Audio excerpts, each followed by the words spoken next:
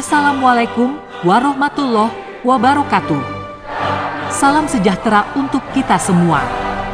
Alhamdulillah, karena rahmat Allah, kita bersyukur. Pada kesempatan ini, kita masih bisa berjumpa dalam keadaan sehat walafiat. Sebelum lanjut pada pembahasan kali ini, untuk menghindari salah paham, silahkan Anda simak video ini sampai selesai.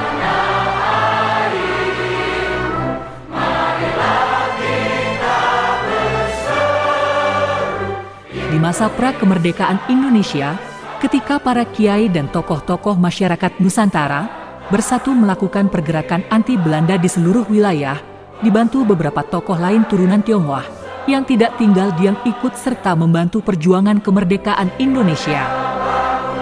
Beberapa di antara peran penting mereka, Lee Eng Hock, kelahiran Balaraja Tangerang, mempelopori gerakan pemberontakan di Banten terhadap pemerintah kolonial Hindia Belanda.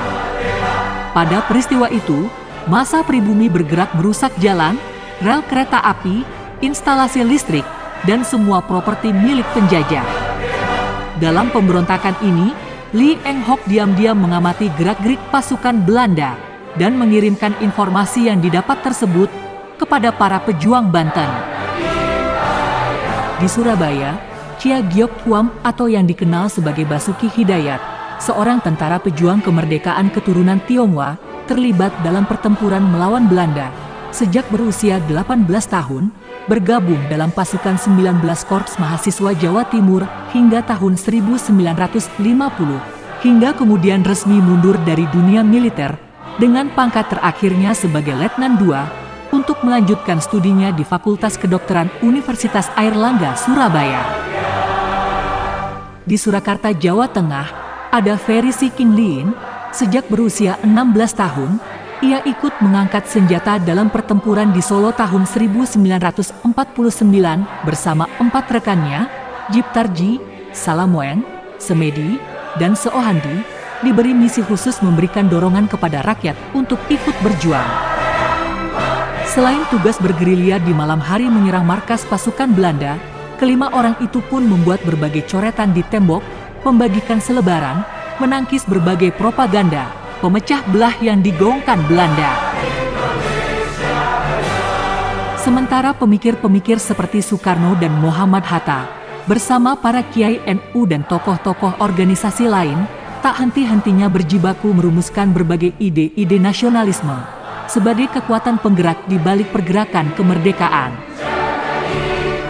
Para tokoh kemerdekaan itu mempromosikan gagasan kebangsaan Indonesia dengan merujuk pada kesadaran akan identitas nasional yang bersatu, nilai-nilai politik, dan landasan ekonomi negara yang merdeka, serta mengatasi perbedaan suku, budaya, dan agama. Walaupun dalam perjalanannya menghadapi berbagai rintangan, tokoh-tokoh perintis kemerdekaan tetap menjadikan ide-ide itu sebagai pendorong utama perjuangan. Ide-ide itu menjadi bagian integral dari sejarah kemerdekaan Indonesia, hingga kemudian dapat terwujud pada tahun 1945, seluruh rakyat Nusantara merdeka dalam sebuah bangsa bernama Indonesia. Berkat jasa besar penjajah Belanda, ketika mengalami berbagai kesulitan menguasai kekayaan Nusantara. Dengan cara apapun penjajah selalu berupaya mencari titik lemah di balik kekuatan tentara para wali. Melalui misionaris Belanda, bekerja sama dan menobatkan Habib Usman bin Yahya turunan Ba-Alawi sebagai mufti Belanda di Batavia. Untuk memperkuat posisi mufti di Batavia, Belanda memobilisasi orang-orang yang sedang bermimpi di Pasir Tandus dan membawa mereka pada alam surga nyata seperti mimpi-mimpi mereka di tanah subur makmur. Mereka ditempatkan dan dipekerjakan di beberapa tempat strategis di Surabaya, Pasuruan, Madura, Pekalongan, Indramayu, Solo, Cirebon, Cianjur, Jakarta, Palembang, Riau, Aceh, Pontianak, Palangkaraya, Banjarmasin, dan lain-lain. Kesediaan Belanda mendatangkan Urban Yaman itu tentu saja tak hanya sekedar mempekerjakan dan membangun mimpi-mimpi mereka di Nusantara. Setelah seluruh perangkap terpasang dengan baik, kini saatnya Belanda memainkan strategi. Gerakan-gerakan urban Yaman itu sangat jelas terlihat ketika berbagai upaya masyarakat Nusantara berjuang keluar dari cengkraman penjajah. Masyarakat Nusantara yang berpegang kuat pada ajaran para wali, di Batavia, Belanda memperkenalkan seorang mufti Habib Usman bin Yahya diklaim sebagai keturunan Nabi Shallallahu Alaihi Wasallam. Lewat fatwa-fatwa Usman bin Yahya, mengharamkan para pejuang Nusantara melakukan pemberontakan dan perlawanan terhadap penjajah. Strategi ini cukup ampuh, benar-benar berhasil mengoyakkan dan merontokkan persatuan umat Islam dan masyarakat Nusantara. Sementara, di antara kesibukan para pejuang kemerdekaan menghadapi tentara musuh yang mulai melemah saat menjelang berakhirnya Perang Dunia Kedua, terutama ketika Jepang menyerah tanpa syarat kepada rakyat Nusantara, sekelompok manusia bekas budak-budak Belanda turunan Ba'alawi urban Yaman, mereka dibiarkan berkeliaran di Nusantara, tak turut serta diangkut bersama Belanda yang telah hengkang dari tanah negeri Indonesia. Persis seperti tikus-tikus comberan, kaum urban Yaman meringkuk ketakutan yang bersembunyi di lorong-lorong dan kolong jamban. Jangankan ikut andil berjuang melawan musuh-musuh bangsa, justru kaum urban Yaman menunjukkan diri mereka sebagai musuh bangsa, mengkhianati masyarakat Nusantara dengan berbagai tipu daya. Kini, mereka menumpang hidup di atas tanah Nusantara, tanpa malu-malu semua menikmati hidup makmur, tanpa dihantui rasa takut dan cemas seperti saudara-saudara mereka saat ini di Yaman. Padahal, kaum urban Yaman hanyalah para pengkhianat, mereka tak memiliki andil apapun dalam mengupayakan kemerdekaan bangsa. Kelompok manusia ini merupakan para pengkhianat sebagai kaki tangan Belanda, sengaja didatangkan untuk melemahkan kekuatan bangsa Nusantara, dengan pengakuan mereka sebagai turunan Nabi yang merupakan tipu daya terhadap seluruh umat Islam di Nusantara. Oleh sebab kelicikan Habib Usman bin Yahya, lewat fatwanya mengharamkan perjuangan masyarakat Nusantara melawan penjajah Belanda, pasukan mujahidin pun berguguran, sebab tak ada lagi kekompakan di antara mereka, akibat pengaruh fatwa sang dedengkot Habib yang mengaku turunan Nabi itu. Setelah pasca kemerdekaan, kaum urban Yaman pun tak henti-hentinya memperlihatkan rekam jejak kejahatan mereka di tanah Nusantara. Pertikaian dua organisasi kaum urban Yaman seperti Robitoh Alawiyah dan Al-Irsyad, terutama setelah hengkangnya Belanda dari bumi Nusantara, kini kedua organisasi itu melebur dalam berbagai gerakan Wahabisme, terorisme, radikalisme, dan komunisme. Kehadiran orang-orang Hadromi di Indonesia telah banyak memberikan pengaruh besar pada kelompok-kelompok teroris. Abu Bakar Ba'asyir, Abdullah Sungkar, Kahar Mudzakar, Abdul Qadir Ali Al-Habsyi, Hussein Ali Al-Habsyi, Salim Mubarak At-Tamimi alias Abu Jandal, Abdul Hakim Munabari, Ridwan Sungkar, Helmi Al-Amudi, Umar Patek alias Hisham Bawazir, mereka semua berasal dari kalangan Hadromi. Abu Bakar Ba'asyir bersama Abdullah Sungkar menjadi pembentuk Jamaah Islamiyah dan memimpin Majelis Mujahidin Indonesia. Dua organisasi teroris urban Yaman ini digolongkan sebagai sayap terorisme Indonesia sebelum berkembangnya ISIS. Gerakan populis ini adalah upaya membawa apa yang terjadi di Arab sana, seperti konflik Iran-Arab yang membuat mereka anti-Syiah. Pemberontakan Kahar Mudzakar menginginkan berdirinya negara Islam Indonesia lewat gerakan DI dan TII, Darul Islam atau Tentara Islam Indonesia. Abdul Qadir Ali Al-Habsyi bersama Hussein Ali Al-Habsyi, Habib urban Yaman ini meledakkan gedung seminari Alkitab Asia Tenggara dan Gereja Sasana Budaya Katolik di Malang, Jawa Timur, serta kasus penghancuran dan pengeboman Candi Borobudur.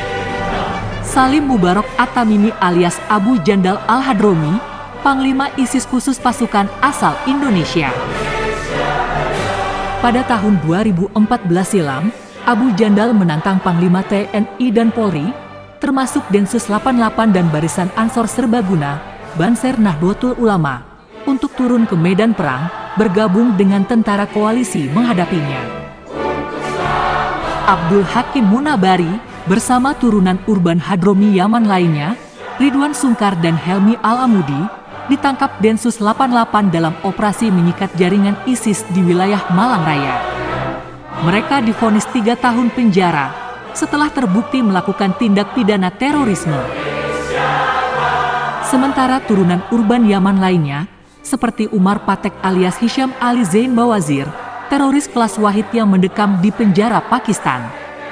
Umar Patek dituntut hukuman penjara seumur hidup oleh Jaksa Penuntut Umum atas tindakannya telah mengganggu perekonomian serta keamanan Bali di mata dunia internasional dan telah merenggut korban jiwa sebanyak 202 orang serta menimbulkan kerugian material yang besar.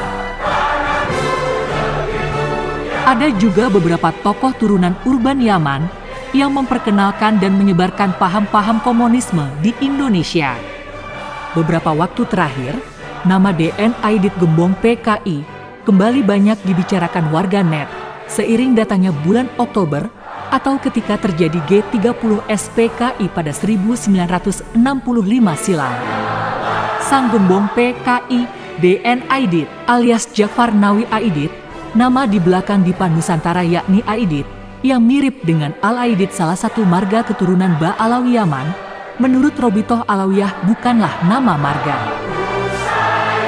Namun, dugaan itu diyakini dan diakui memang ada hubungan antara marga Aidit dengan keluarga DN Aidit.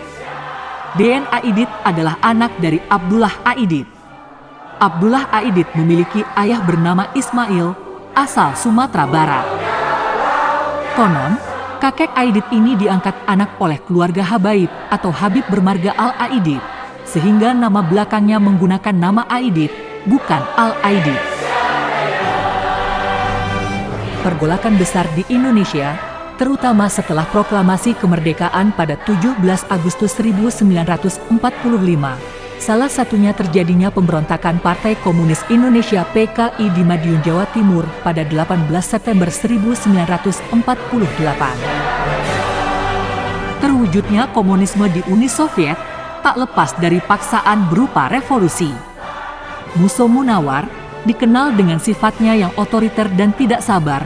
Sosok sifatnya bagi Moskow mengutamakan Musso Munawar ke Indonesia dalam rangka membawa amanat dan atas instruksi Moskow mendirikan PKI Muda.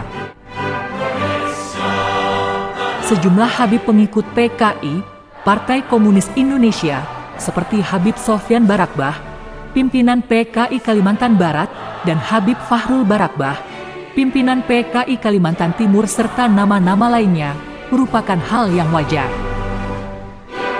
Bila kita cermati asal-muasal Habib Ba Alawi Yaman, tempat para pengaku keturunan Nabi dalam sejarahnya, merupakan salah satu basis kaum kiri terbesar di Timur Tengah, baik yang berideologi berhaluan komunis, sosialis, maupun Marxis-Leninis. Dan Yaman Selatan, yang dikenal gudangnya Habib itu, dahulu bahkan pernah menjadi negara komunis sebelum era unifikasi tahun 1990. Ketika sejarah dan perilaku kaum Urban Yaman, serta para Habib Ba Alawi dikaitkan dengan temuan nasab-nasab Ba Alawi khususnya, yang mengklaim nasab suci mereka tersambung kepada Nabi Shallallahu Alaihi Wasallam, rasanya wajar bila seluruh umat Islam lebih percaya kepada keilmuan Kiai Haji Imaduddin Usman Al-Bantani daripada ocehan para pembela nasab Habib Ba Alawi. Seorang profesor turunan Ba Alawi Yaman, Said Akil Husin Al-Munawar, Guru Besar UIN Syarif Hifayatullah Jakarta, mantan Menteri Agama dalam Kabinet Presiden Megawati 2002 hingga 2004, setelah dipercaya, ternyata sang Profesor Ba Alawi itu, profesor koruptor dalam kasus dana abadi umat sebesar Rp 730 miliar di Departemen Agama. Melansir laporan BPKPRI, 12 Januari 2006, dari fakta di persidangan, tidak ditemukan adanya pemaaf dan pembenaran perbuatan Profesor Ba Alawi sebagai terdakwa dalam tindak pidana korupsi dana abadi umat. Jaksa menguraikan, dana biaya penyelenggaraan ibadah haji BPIH yang digunakan Said Agil Rp 710 juta merupakan penggunaan DAU dan di luar rekening DAU yang dipakai terdakwa Rp 3,871 miliar berdasarkan hasil perhitungan BPKP. Setelah lama bersembunyi dan malu atas kasus yang menimpa diri Pak Profesor, tiba-tiba sang profesor itu keluar ke halayak publik menanggapi isu nasab Ba'alawi yang telah setahun lebih menggelinding di jagat raya net. Kiai Haji Imaduddin Usman Al-Bantani mengira isu nasab yang telah berlangsung lebih dari setahun ini tidak akan menggerakkan Ba'alawi sekelas Pak Profesor yang dalam pengetahuan agama terbilang cukup dalam untuk berbicara hal-hal yang mirip dengan narasi Ba'alawi lainnya. Kiai Haji Imaduddin Usman tentu berharap sekelas profesor dalam pembelaan nasab klannya harusnya lebih sistematis dan ilmiah dan memberikan narasi forensik yang bermutu dan presisi ditunjang dengan dalil-dalil muktabar dan sahih. Selama ini, sanggahan-sanggahan yang ada dari beberapa orang klan Ba'alawi hanya Dr. Ja'far Assegaf yang dianggap ilmiah walaupun belum bisa menjawab batalnya nasab Ba'alawi. Sementara lainnya seperti sang Profesor Ba'alawi hanya berputar di antara doktrin, taklid, dan framing. Sayang, ucapan yang keluar dari sang profesor dalam menanggapi isu nasab itu tidak seperti yang diharapkan. Isinya bukan sanggahan ilmiah syarat dalil, tetapi hanya ungkapan persuasif penuh retorika yang terjebak ke dalam hal-hal yang non-esensial mirip Ba'alawi lainnya. Profesor Dr. Said Agil Husin Al-Munawar MA dalam video itu hanya memvonis bahwa tesis Kiai Haji Imaduddin Usman Al-Bantani hanyalah emosi belaka, tidak didasari ilmu pengetahuan. Padahal, bila Said Agil Husin Al-Munawar benar-benar seorang profesor, pastinya akan menerangkan apa substansi tesis nasab Ba'alawi, kemudian memberikan sanggahan ilmiah terhadap kesimpulan tesis itu. Saat ini, seluruh umat Islam sudah memahami bahwa maksud yang disampaikan dalam tesis itu adalah konklusi tentang batilnya nasab Ba'alawi sebagai keturunan Nabi Muhammad SAW. Framing narasi silogisme forensik manipulatif dari sang profesor bahwa kajian Kiai Haji Imaduddin Usman Al-Bantani tentang batalnya nasab Ba'alawi sebagai keturunan Nabi, seharusnya Pak Profesor memahami bahwa itu betul-betul sebuah kajian ilmiah, bukan bentuk kekecewaan atas nasab Trah Wali Songo yang tidak disambungkan ke nasab Yaman. Kemudian ulasan lain dalam video itu, sang profesor justru membuat blunder mencoreng muka sendiri. Dia menyampaikan sanad hadis, lalu kemudian dibandingkan dengan nasab. Menurut sang profesor, hadis yang ditulis dalam kitab itu baru ada setelah ratusan tahun setelah wafatnya Nabi. Hadis itu kemudian diyakini sebagai ucapan Nabi hanya berdasar sanad atau urutan orang-orang yang memindahkan berita dari satu generasi ke generasi berikutnya, tidak berdasarkan kitab setiap masa. Sang profesor itu ingin mengatakan bahwa seharusnya nasab pun harus demikian adanya. Artinya, walau tanpa kitab sezaman, jika sudah ada nama-nama berurut, harusnya bisa diterima dan diyakini kesahihannya. Bila dipahami, analogi profesor ini tentu saja membuat geli orang-orang berpikir cerdas. Ada cacat logika menurut istilah Kiai Haji Imaduddin Usman Al-Bantani. Pak Profesor menyamakan sanad hadis dengan nama-nama silsilah nasab. Padahal, nama-nama silsilah nasab itu adalah isi berita, bukan pembawa berita. Berbeda dengan sanad hadits, ia adalah susunan pembawa berita, sedangkan beritanya adalah matan hadits. Entah seberapa dalam keilmuan seorang turunan Ba'alawi, padahal sederet titel yang menandakan kebesaran namanya, level ilmu pada dirinya seharusnya jauh lebih tinggi daripada keilmuan kaum santri kelas pemula. Kaum santri junior sudah sangat paham perbedaan sanad dan matan hadis. Ternyata pemahaman Pak Profesor telah menyamakan sanad hadis dengan nama-nama silsilah nasab. Maka pantaslah Kiai Haji Imaduddin Usman Al-Bantani mengajarkan sang profesor seperti mengajarkan ribuan santri beliau dalam memahamkan ilmu pengetahuan tentang sanad hadis. Seperti yang dicontohkan beliau, bahwa seorang perawi hadis dalam periwayatannya harus mempertanggungjawabkan dari mana ia mendapatkan sumber hadis itu, dengan merinci setiap sumber nama-nama riwayat hadis dari ujung hingga pangkal, sampai kepada Nabi Shallallahu Alaihi Wasallam. Nama-nama pembawa hadis itu kemudian dikenal dengan sanad hadis, sedangkan isi hadis itu sendiri disebut matan hadis. Untuk memverifikasi keabsahan hadis, baik segi sanad dan periwayatan hadis, dapat diteliti melalui rijalul hadis atau sejarah perawi hadis.